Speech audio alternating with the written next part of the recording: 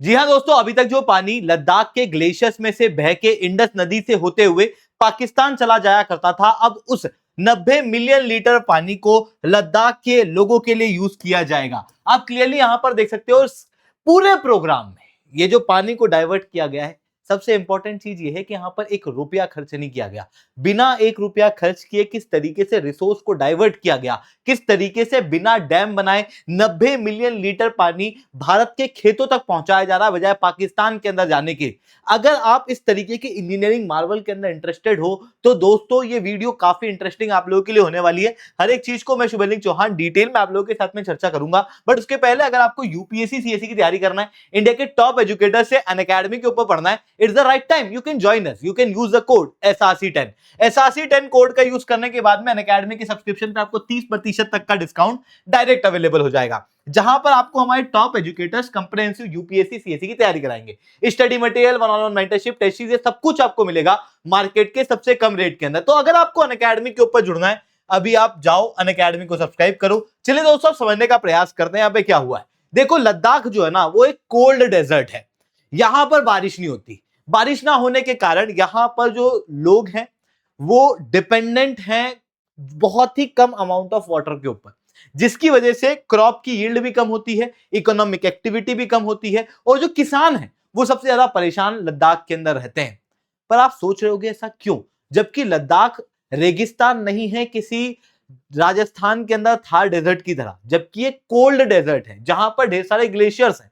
इन glaciers के अंदर पानी है और मौसम मौसम में ग्लेशियर का पानी निकलता भी है, पर इस ग्लेशियर का पानी जो है वो इन किसानों के यूज में नहीं आ पाता। मतलब आप इस चीज को ऐसे इमेजिन करो कि एक किसान है जो अपने खेत के अंदर पानी की एक बूंद को तरस रहा है, पर उसके बैकयार्ड से एक नदी बह के निकल रही है, पर वो उस पानी को यूज तक नहीं कर रहा। यह स्थिति जो है वो लद्दाख के अंदर अभी तक देखने को मिलती थी। अब होता क्या था, यहां पर आप देख रहे हो ये ग्लेशियर दिखाई दे रहा है, ग्लेशियर के अंदर यह स्टोक नाला, स्टोक नाला से पानी जो है वो बहता हुआ जाता था इंडस नदी में, और इंडस नदी से ये चला जाता था पाकिस्तान में। 1979 के समथिंग एक लोगों के दिमाग में, या कहूं लद्दाख की सरकार के दिमाग में, एक अच्छा आइडिया आया। इन्होंने कहा कि हम एक कैनाल बनाएंगे। 43 किलोमीटर की कैनाल बनाई गई ताकि यहां के किसानों तक पानी पहुंच सके, ताकि इरिगेशन फैसिलिटी के लिए वो पानी यूज में आ सके। ये जो 43 किलोमीटर का कैनाल बनाया गया, इसके अंदर 200 मीटर वाला इलाका अंडरग्राउंड कर दिया गया। अंडरग्राउंड इसलिए कर दिया गया ताकि स्टोक नाला जो है वो आसानी से बह सके। लिटरली ये जो कैनाल है ये सूखी पड़ी हुई है और इसके ऊपर से पानी बह के निकल रहा है, पर इस पानी को इस कैनाल के अंदर यूज नहीं किया गया। क्या इंजीनियरिंग दिमाग लगाया इन्होंने, मतलब आप सोच भी नहीं सकते। और लगभग 50 साल तक ये कैनाल यहां पर है, पर इस कैनाल में पानी नहीं है। मतलब कैनाल जिन किसानों के बेनिफिट के लिए बनाई गई, बस वो सूखी पड़ी हुई है, किसानों को इससे कोई भी फायदा नहीं हो रहा था।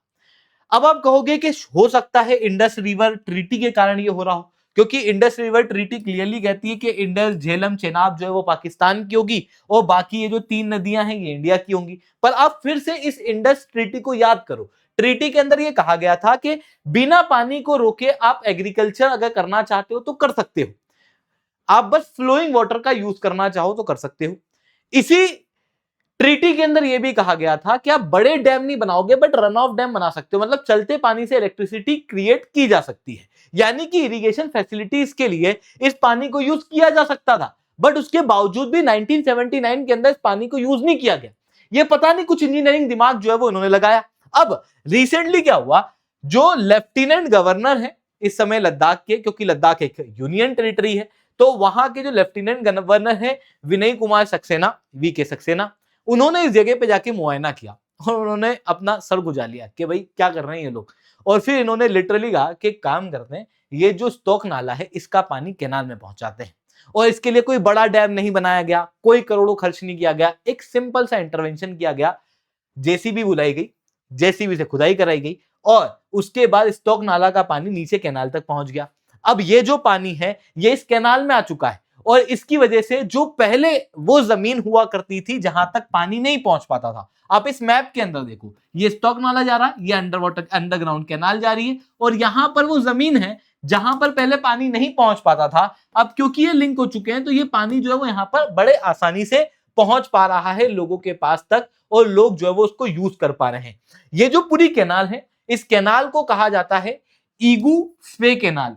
और ये जो पूरा पानी यहां पर बचा है, लगभग 90,000 मिलियन लीटर पानी, इसकी पहली ब्रांच के अंदर 19 क्यूसेक वाटर जा रहा है ईगू विलेज के अंदर, 7 क्यूसेक वाटर जा रहा है फे विलेज के अंदर, और जो बचा हुआ पानी है, अभी भी 10 क्यूसेक पानी बचा है। इस पानी के लिए अब प्लानिंग की जा रही है कि और क्या किया जाएगा। इवन आप एक और चीज देखो, बेसिकली इस पूरे प्रोजेक्ट के अंदर कुछ भी नहीं किया गया, ना तो कोई कैपिटल खर्चा की गई, सिंपल ग्रेविटी का प्रयोग किया गया, कोई वेस्टेज नहीं है, डिसेंट्रलाइज तरीके से ये पूरा काम किया गया, जिसके जरिए पानी जो है वो किसानों तक पहुंच पा रहा है।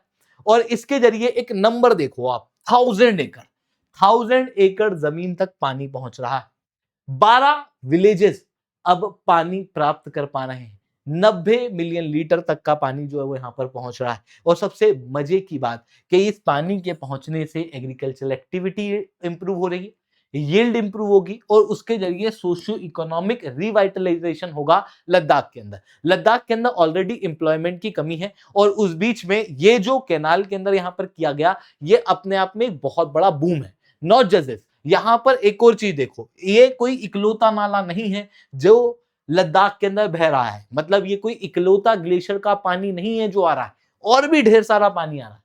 अब प्लान किया जा रहा है कि इसी तरीके से मिनिमम इन्वेस्टमेंट के जरिए इन ग्लेशियर के पानी को यूज किया जाए, क्योंकि ये पानी अल्टीमेटली इंडस से होते हुए पाकिस्तान के अंदर जाके समुद्र के अंदर मिल रहा है, और क्योंकि इंडस वाटर ट्रीटी तो है नहीं, तो ऑफ कोर्स इंडिया जो है वो इन पानी को यूज कर सकता है। तो वो चीज यहां पर अब आने वाले समय के अंदर की जाएगी, ये बात यहां पर लेफ्टिनेंट गवर्नर के द्वारा क्लियर कर दी गई है। तो ये चीजें यहां पर देखने को मिल रही है दोस्तों। आई होप ये सारी बातें आप लोगों को समझ में आई होंगी। लेक्चर अच्छा लगा हो तो लाइक करना, लेक्चर बहुत अच्छा लगा हो नीचे SRC10 कमेंट करना। यूपीएससी सीएससी की तैयारी करना है, इंडिया के टॉप एजुकेटर्स एंड अकेडमी के ऊपर पढ़ना है, it's the right time, you can join us, you can use the code SRC10। ठीक है दोस्तों, आज के लिए इतना ही, that's all from my side. जय हिंद, जय भारत।